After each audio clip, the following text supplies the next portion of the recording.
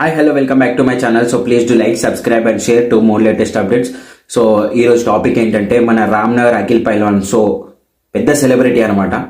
So ఎంత పెద్ద celebrity అంటే తనకి రామ్నగర్ అఖిల్ పైల్వాన్ అంటే తెలియని మనిషి లేడు. సో అలాంటి రామ్నగర్ అఖిల్ పైల్వాన్ని అరెస్ట్ చేశారు.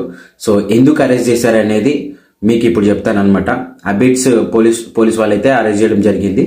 సో అరెస్ట్ చేయడానికి రీజన్ ఏంటంటే ఇప్పుడు అతను ఒక హోటల్ అనేది లీజ్కి తీసుకున్నాడు. ఆ హోటల్లో ఇప్పుడు వ్యభిచారం అయితే రన్నింగ్ అవుతుంది అనమాట.